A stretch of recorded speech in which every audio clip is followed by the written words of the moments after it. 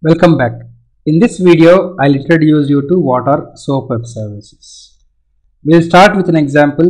We'll understand what is a web service with an example, and we'll understand the basic terminology behind web services. And in this video, we'll end up writing a web service using code first approach and also consuming the web service using an API called as service API. Let us get started. So first, let me tell about a scenario. I have an interface called as stock code service which has two methods. I will write an implementation for this interface, and I want to expose that implementation so that it can be consumed by any language client. The client might be a .NET client or a C++ client or a PHP or any client. So if I write a service which can be accessed by any client over a web, then such service can be called as a web service. Let us see how we can achieve such a web service. Assume that I have defined a service which can be accessible. Suppose, let's say this is your server machine. On the server machine, let's say there is an object of stock code service implementation. Now, a client on another machine has to access this service. That means, first of all, the client should be able to connect to my server machine. How can we connect to applications? By using any of the transport protocol. There are a lot of transport protocols like HTTP or SMTP or JMS or anything. Assume, for simplest scenario, I want to expose a service that can be consumed using HTTP transport protocol. So if I want a service to be accessible over HTTP, that means my service should be deployed inside a web application. Okay, assuming that web service is deployed inside a web application, let us proceed. So whenever a client is making a request to service, he should send a request to some URL. The client first of all should make a request to some URL. If my web application is deployed, it will have a URL, and also inside that web application my service will be having a URL. So the URL at which the web service can be accessed is called as endpoint URL according to the web service terminology. So every web service can be identified by using a unique endpoint URL. And in one web application, that means inside a single WAR file, there can be n number of web services, and each web service might be identified by a unique endpoint URL. Okay, so you can visualize a web service like this. A web service you will be deploying generally in a web server. Let's assume the base URL of the web server is this one, and every web service, as I told you, will have a unique URI. This is a URI of my web service inside this web server, and one web service can have n number of operations, operation 1, operation 2, etc., and every operation will have a unique name. So you can visualize a web service like this. Okay, generally in our web applications, you might have worked with a lot of web applications. Every request in HTTP applications, every request we can map the request to be coming to a servlet. Generally in our web applications, we configure a servlet which receives all requests. Every request coming to the web application can be mapped to a servlet. Generally we call such servlets as controller servlets. So whenever client makes a request, the request is received by the servlet. Now see here, this is my web server, here is my servlet, and here are my services objects, the web service objects. So servlet should be able to somehow decide which service to invoke and in which service what method to invoke. So a client which is making a request, whenever a client making a request, it comes to servlet because I have mapped every request to come to servlet. Once the request comes to servlet, the servlet should be able to invoke one of the services configured. That means inside your HTTP body, the client will be sending HTTP body. The HTTP request body should contain some information so that the servlet knows which method to invoke on which service. There are a lot of services. Which method to invoke on which service, that information should be present inside HTTP request body. So the information can be called as input message. So client should send an input message which contains the method invocation details, right? So if you have watched my earlier video, in case of RMI also, client and server were interacting with each other. Client, how is it sending the method invocation details to the service in RMI? By keeping all the method invocation details in a map, the method name and arguments will be kept in a map, and the map will be marshaled and sent here. Map will be serialized and sent here, right? So in RMI, serialization is used to convert a hash map to serialized data and send it. But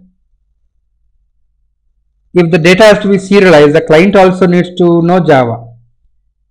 If you want any language client to send a request, this data, the method invocation details, has to be in a language neutral format. So the data whatever the client is sending should be in a language neutral format. So there are a lot of language neutral formats. One of the format is XML. So client should send the method invocation details by sending an XML document. This XML document which the client is sending to the service, we call such XML document as an input message. That means client will send an input message. The input message will contain the method invocation details. Okay, the client has sent the input message. So as I told you, the method invocation details needs to be in language independent format. It is XML format. So whenever a client is invoking a service, he has to send an input message in XML format, and the output message also will be in an XML format. Response also will be sent by the service in XML format. But what should be the format of this XML? Again, it should be standardized, right? So that's where SOAP comes into picture. SOAP stands for Simple Object Access Protocol. SOAP is a protocol which tells what is the format of an XML message which is exchanged between the client and the server. According to SOAP, input message, the message which is sent by the client, should look like this. So according to SOAP, the root tag should be an envelope tag belonging to this SOAP namespace. And SOAP envelope should contain a SOAP header and one body. Then the body of SOAP envelope should contain the XML which will identify the operation to be invoked, the method to be invoked, and what all arguments to be passed.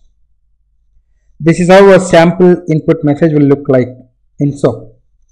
And when the server is responding, it has to send some data, right? So the response message also will look like this. Again, response also is wrapped inside a SOAP envelope root tag. Here in this case, I am not showing the response SOAP headers, but in this case, there can be SOAP response headers as well. And SOAP body will contain the response XML. This is the output message format according to SOAP. So SOAP body should contain an XML input message which represents the method argument. The body of SOAP message should tell what is the operation to be invoked and what arguments to be passed. But how does the client know what should be the structure of input message? There should be some way of telling the client, is it? That's where a WSDL comes into picture. So we should be able to describe each operation in a service. Whenever I am exposing a service, my service can contain say 10 operations. For each operation, the input XML should be in some specific format. How it look like, how the input message for each operation should look like. All of them should be described in a language neutral form. So that's where WSDL file comes into picture. We use web service description language. WSDL we call it simply. So WSDL file is an XML file that contains a description of all the messages, all the operations. How many operations are there in your service? and each operation will take what input message and will return what output XML message. Everything is described inside a WSDL file. So what is a WSDL? WSDL is an XML based language for describing your web services. It's just for describing your web services, and it tells also how to access your web service. As I told you, WSDL stands for Web Service Definition Language. So enough theory. I want you to visualize whatever I have spoken till now. So I always speak with examples. I will discuss more on how a WSDL will look like, what are the various parts of a WSDL, how to write your own WSDL, everything we will see after some time. But before we see that, let me show you how to expose a simple Java class as a web service. Actually, SOAP web services are not particular to Java. You can write a SOAP web service in .NET, you can write a SOAP web service in C, in any other language like Java. So there should be a standard. For Java community, there is a standard called as JAX-WS. So in Java, there is a specification called as JAX-WS, Java API for XML based web services.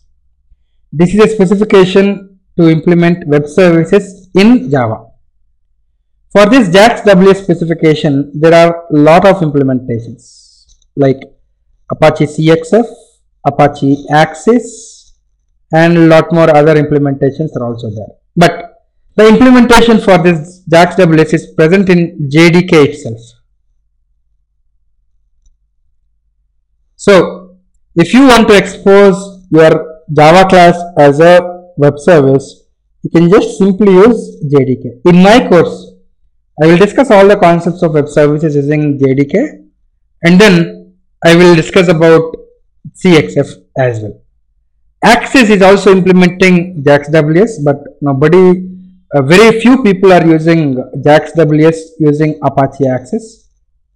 It is not very good. It's not having a full support for JAX-WS. So our course will concentrate on JAX-WS using JDK and CXF. So first let me show you how to write a JAX-WS web service using JDK. And before I show you the code, let me tell you that JAX-WS specification gives us some annotations. So what I can do is, if I want to expose a Java class as a web service, simple, I just have to annotate my class with JAX-WS annotations. Okay. So again, before I show you the code, there are two ways in which you can develop your web service. One is code first approach. That means you write the code and annotate your code. That's the code first approach. Or the second approach is contract first approach. That means without writing your code, first you write a contract. That means a WSDL file, WSDL file, web service description language file. Then based on the contract, you generate the code and write your logic. That is the other approach. So we'll talk about what approach is better and all next. But let us start with code first approach first. Okay. So I want to show you how to develop a code first JAX-WS web service using JDK. Very simple. The first step is you write your interface. See here in my stock code service interface, there are two operations, get price and update. I just have to annotate my interface with web service, and I am annotating the methods with web method annotation and giving the operation name. Actually, in web service terminology, a method is equivalent to an operation. We use the terminology called as operation to represent a method.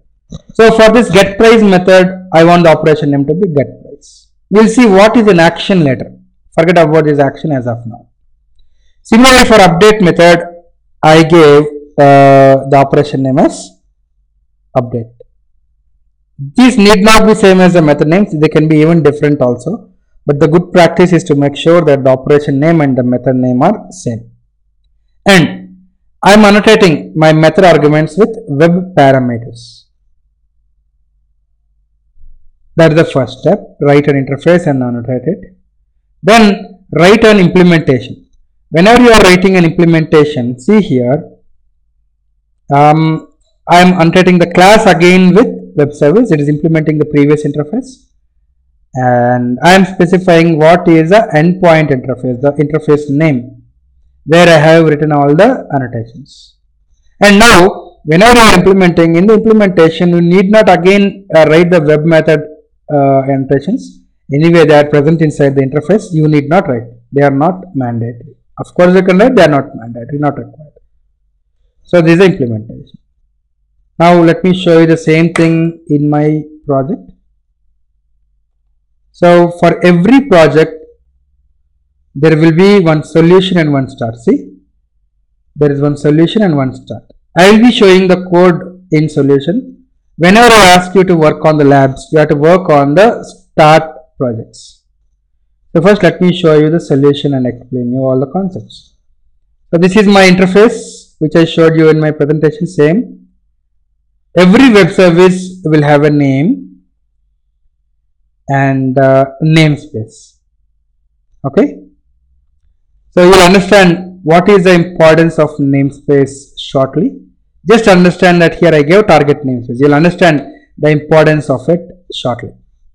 And I annotated the methods with whatever I have shown in my presentation. This is the implementation. I am not having any other annotations except on top of the class I am annotating with web service and I am specifying the interface name. So all the other annotations will be inherited from here. Okay. So this is my implementation. That's all. Now I want to expose this web service. So see server.java. What I did is I created an object of my class implementation, and this is the address at which I want to expose this web service. That means this is the endpoint URL. Then in JDK there is a class called as endpoint and there is a method, static method publish. Endpoint.publish will publish a web service at what address? This address. At this address this service is published. That's all. Now let me run the service. I am running it. See, it printed server started. Okay. Now what I will do is I will copy this URL.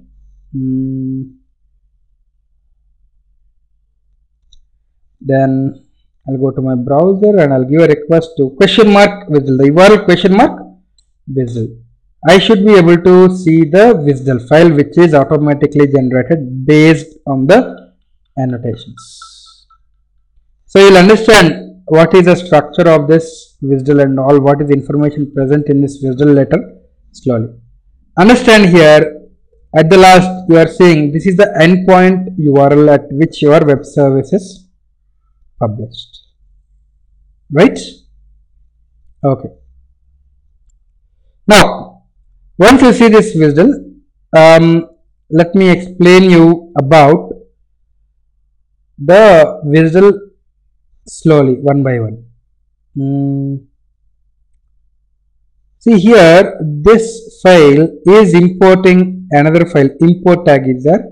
It is importing another file. I'll give a request for that URL as well. Okay, here also some XML is present, and again you can see inside types tag there is one more import. I'll just go to this URL and give a request again. So let me explain you one by one. My WSDL is containing first import. This is the first import. I'll go there first. Now you can see here there is a tag called as port type. Port type in WSDL is equivalent to interface. See, my interface is having how many methods?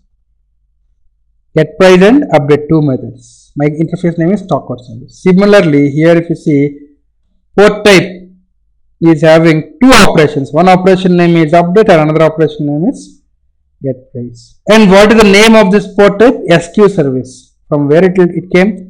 See, I gave the name of the service. This name, web service name, is taken as the port type name. So SQL service. So this port type is equivalent to interface, right? So for this operation, there are two operations, update and get price. For operation update, what is the input message? Input message should be of this format. Message is equal to TNS colon update, and output message will look like this one, right?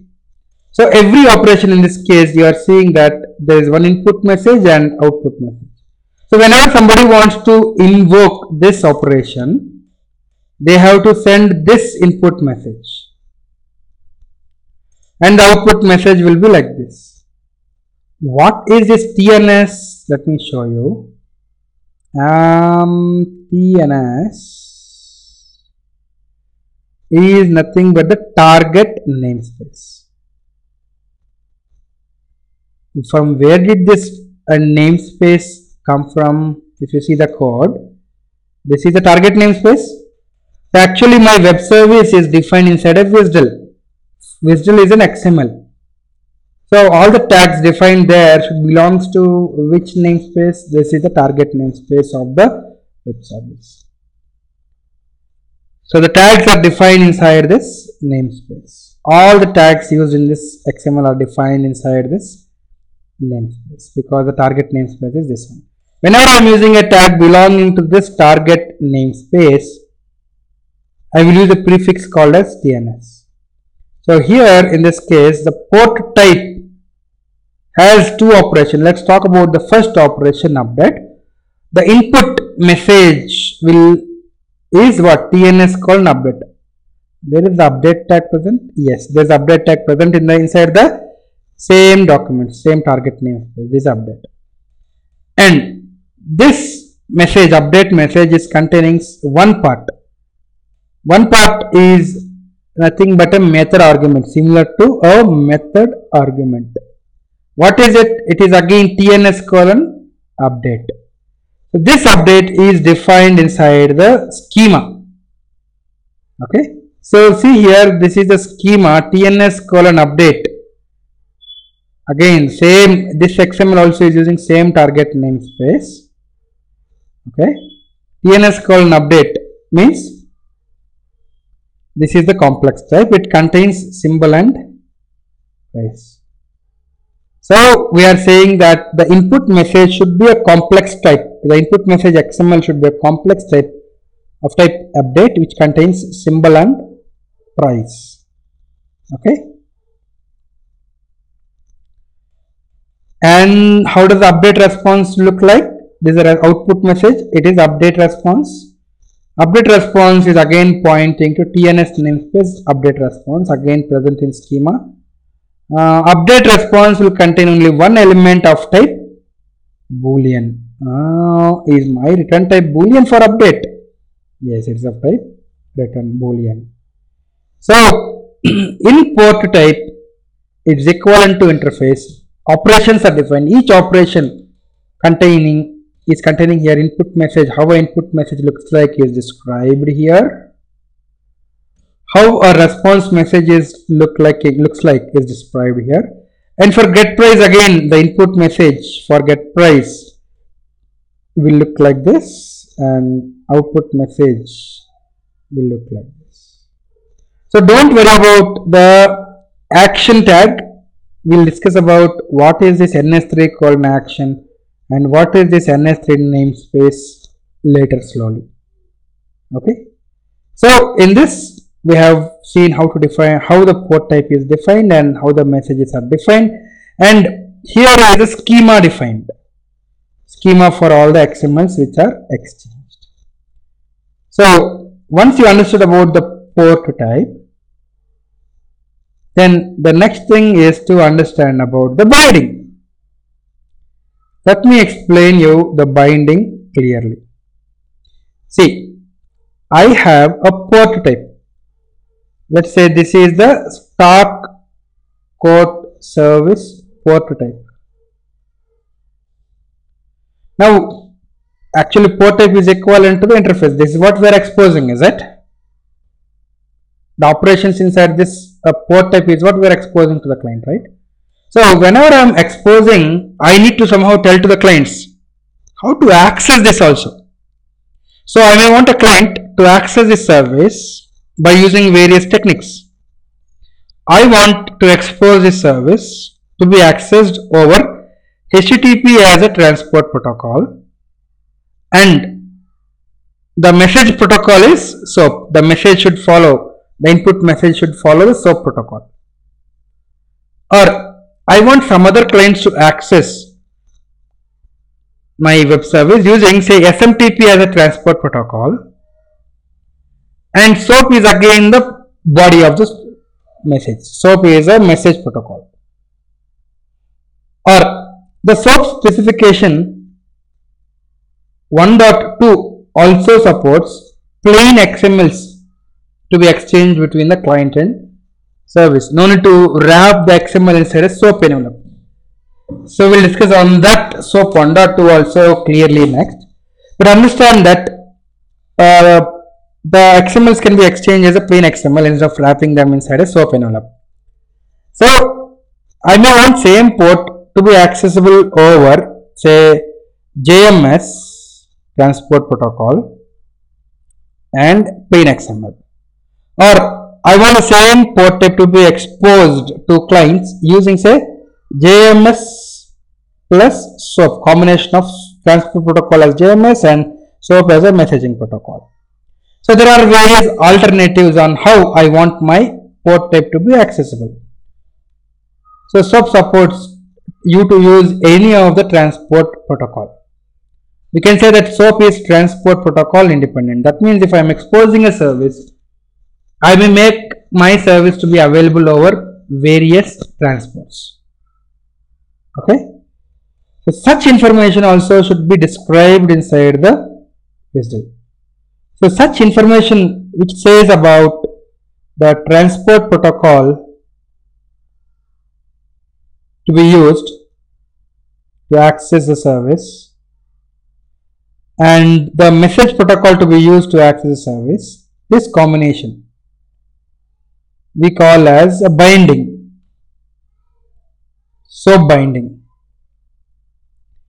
So one port type, that means one interface in Java world, can be made accessible over different bindings. That means one binding might be HTTP plus SOAP. Another binding might be JMS as a transport protocol and messaging protocol is SOAP. Or another thing is SMTP as a transport protocol and SOAP. Or SMTP is a transport protocol and the body of request should be, say, in XML format. Now no need to wrap it inside SOAP envelope. So one port type can be accessible over multiple bindings. So if you see my WSDL file, there is one binding which is mentioned here. The name of the binding is this, and this binding is for which port type? The port type is identified by SQ service. SQ service, is there any port type SQ service defined here? In the imported file here, you can see the imported port type name is what? SQ service. So here we are defining a binding for a port type SQ service. So that means for the same SQ service there can be n number of bindings. In this case I have only defined only one binding, and inside binding I am specifying, I am using SOAP prefix, and transport I am saying as HTTP. So that means this binding is for SOAP plus HTTP, and we will discuss about what is this style. There are two types of web services. One is document style and RPC style. We will talk about what is the style later. And here is the operation. In operation again we are specifying input should be a plain SOAP body, output should be a plain SOAP body, right? We will also discuss about what is the meaning of use equals to literal in the operation of binding later. And what is this SOAP action? Every operation again should be uniquely identified by a SOAP action, unique SOAP action. So SOAP action can be a unique identifier for an operation. We'll slowly discuss about the importance of SOAP action as well, right? Okay, so I define one binding, then that means how there can, for one port type in WSDL, there can be n number of bindings. Now again what I have to do is I have to define a service, and inside service, one service for your web service. Inside service, what you have to do is you have to define various ports.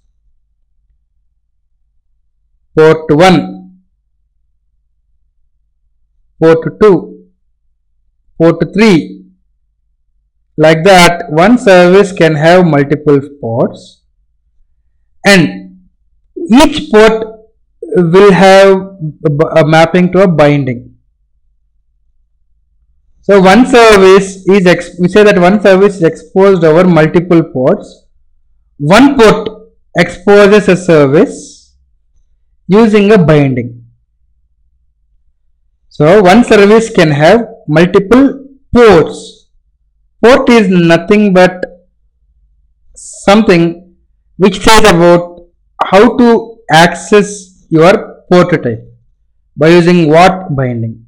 One port will have mapping to one binding only. So if you see here inside service tag, this is the definition of service. I am having only one port right now, but there can be multiple ports. This port is for which binding? This binding. This is same as the binding name. This binding. This port is for this binding. This binding is for what? Transport protocol as HTTP. So here in SOAP address, every port will have the endpoint address. This is the address, right? So if there is one more binding over which you want to expose the same port, you can define one more.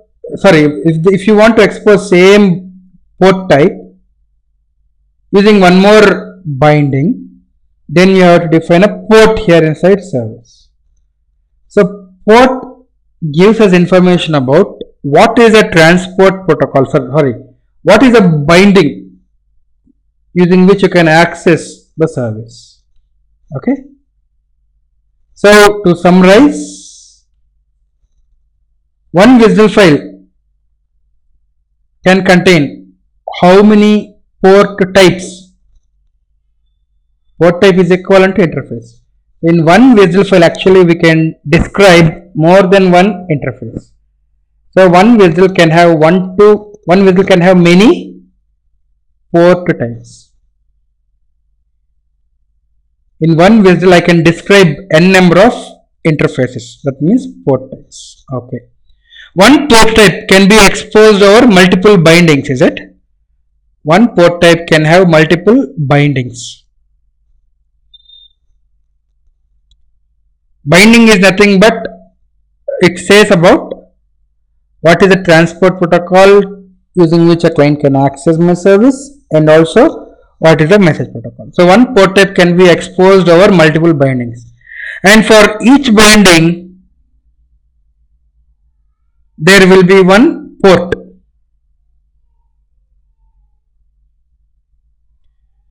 So for one port type there can be n number of bindings. N number of bindings means n number of ports. So there will be one port for each binding. As a port 1, port 2, port 3. So your service can be accessible over multiple ports, we say. Let's take an example, simple example. I have a service.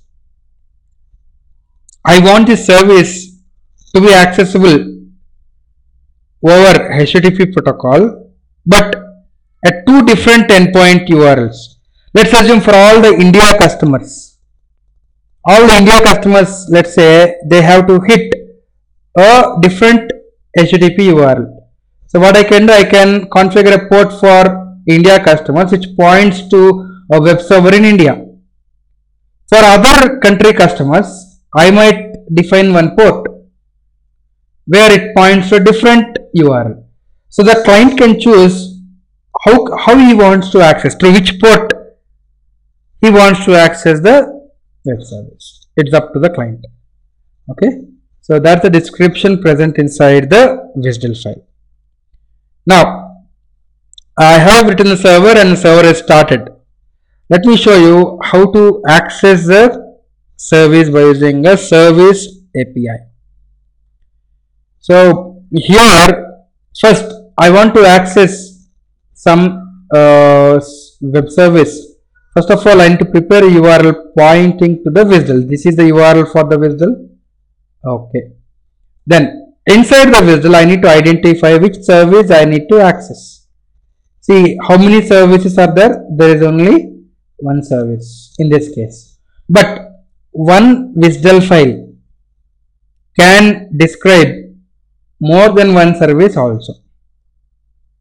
In one WSDL file, I can describe about more than one services, but in this case there is only one service. For the name, stock code service IMPL. It belongs to which namespace? The target namespace is waytolearn.co.in. So I want to get an object corresponding to this service tag. There is an API. So what I can do, service is a class and there is a static method service.create, and I am passing the WSDL URL. In this WSDL, I want to get a service object for a service with this qualified name. So I will get a service object corresponding to service tag. So I got a service object. Then inside that service there can be n number of ports, is it? So I am saying service.getPort. Again, every port has a name and it belongs to some namespace. What is the port name? I can say SQ service port. In this case, actually, the port name is stock code service IMPL port. I will paste it. So I want to get a port object corresponding to it. And this port should implement which interface? Stock code service. So once I say service.getPort, I will get a proxy automatically generated which is implementing this interface. So I got a proxy. This proxy knows how to make a web service call. So whenever I am calling a method on the proxy.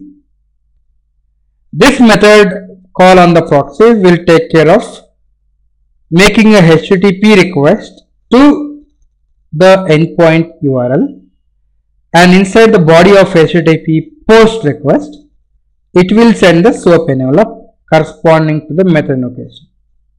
Okay. So let me run this. Service is already running. I am running the client. Just observe. See, on the server application, the update method is called, and inside the update method, if you see, I have printed updating symbol, that is printed. And let me show you the client console. This is a client. I think on the client I didn't print anything after updating. So if you want to visualize how the client is making a request, you can always use some tools like SOAP UI. SOAP UI, you can download the zip file. I have downloaded the SOAP UI zip file and I have extracted here. Inside bin directory of SOAP UI, there is SOAP UI.bat file. I am opening it.